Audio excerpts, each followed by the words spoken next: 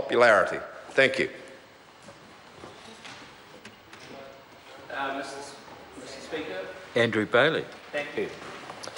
Mr. Speaker, it's a pleasure to be talking on this third reading of the Immigration Amendment Bill number 2. Immigration and the people and the systems that monitor and manage it are vitally important to New Zealand. It's crucial that we welcome our migrants, look after them and protect them and give them the same rights as all New Zealanders. The skills that they bring, the expertise that they offer are very important in terms of helping all of us in New Zealand to grow and prosper here in New Zealand.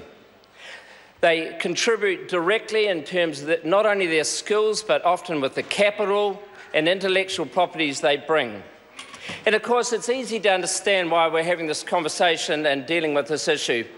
When you look back in 2011, we had just on 15,500 immigrants who came into Auckland. This had risen to, or is expected to rise to nearly 48,000 by the end of this year. I do note that these figures do include some New Zealanders returning home to New Zealand. But to bring these figures into life, in my electorate, we rely heavily on skilled migrants helping some of the industries.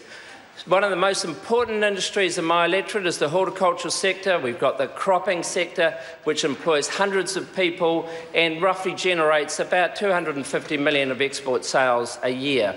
I've also got the glasshouse growing industry, which again generates about 150 million and employs roughly 1,500 people in my electorate. Many of the people involved in assisting those companies working in those industries are migrants who come into New Zealand with great skills, particularly with the dexterity to pick the number of the crops, go up high on lifting equipment, drive the tractors and all those sorts of things that help to make pukekohe in particular a very successful growing industry. And they can be very important not only at an industry level but at a particular company level. And one example my predecessor had to deal with was an excellent Indian migrant worker who worked in the glasshouse construction and maintenance sector with a particular company in my electorate. And the reason why he was so good was not only was he very happy to work at heights, he was light, physically light, and also very good with working with metal and glass. And his ability to scale and construct those glass houses was we're very close to it, I'm sure, but he was pivotal in terms of the development of that company.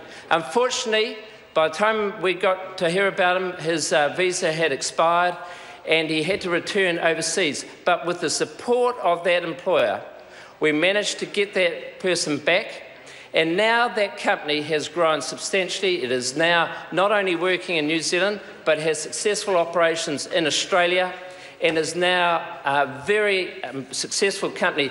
But one of the conditions for him to return to New Zealand was that that company had to also employ another person who had the backup skills to be able to do the same type of work.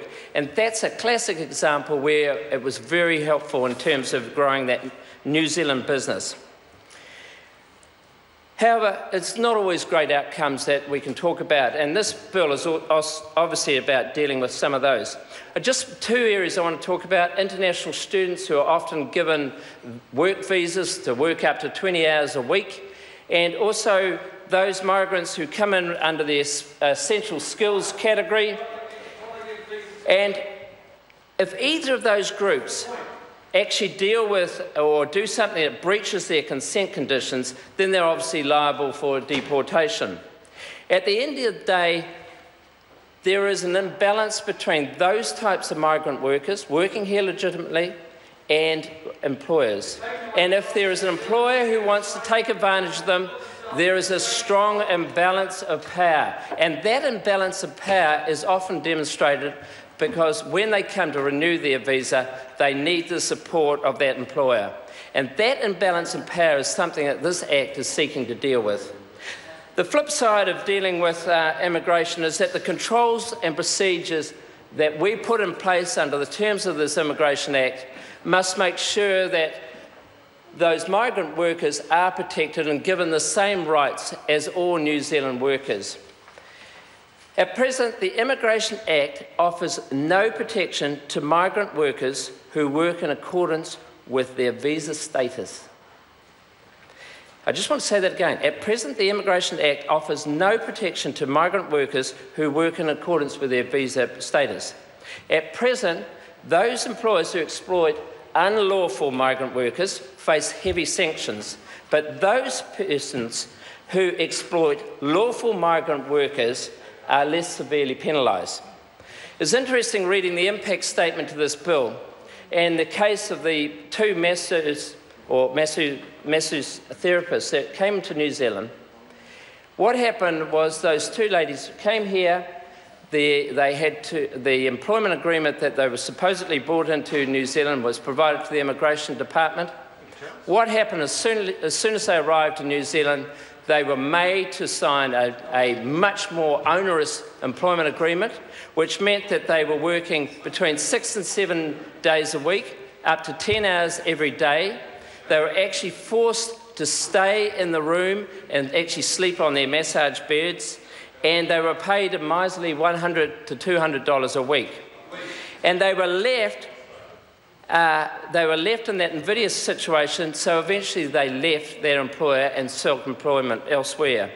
Now, under the current Immigration Act, that situation did not meet the criteria for exploitation. And that is what this bill is trying to deal with. This bill deals with the screening and monitoring of foreigners living and working in our country and ensuring that they are meeting the conditions of their work visas. To protect our migrant workers, severe penalties are introduced in this Act, or under this bill at the moment, but whereby those employers who do operate in a totally inappropriate way can face fines up to $100,000 or 7 years in jail or both. And it's interesting, migrants who are also employers are now able to be deported if the exploiting occurred within 10 years of them gaining a residency here in New Zealand.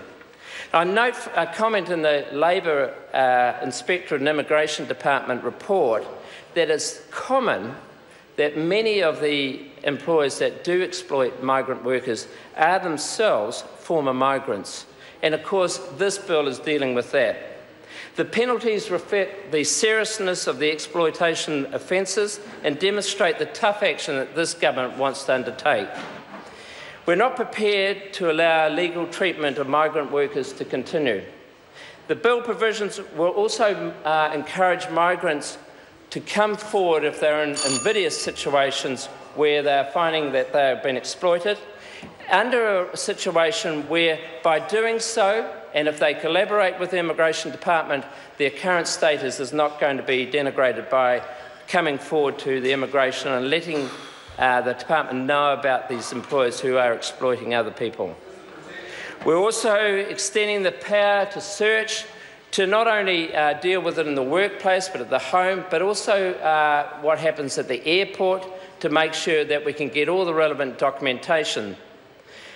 The proposed amendments also enable technological changes to be made so that our immigration officers can be far more effective in doing their jobs.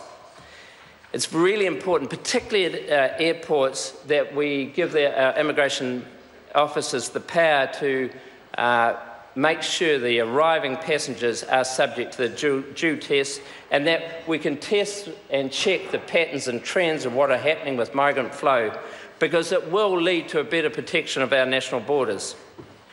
And the measures continue to biometrical measures, which I think are a really good idea. And one of the things that specifically relates to biometrical measures is that when migrant workers who have been deported for reasonable grounds, proper grounds, then we can force them to give us the biometrical data that we need to make sure that they don't return to our shores.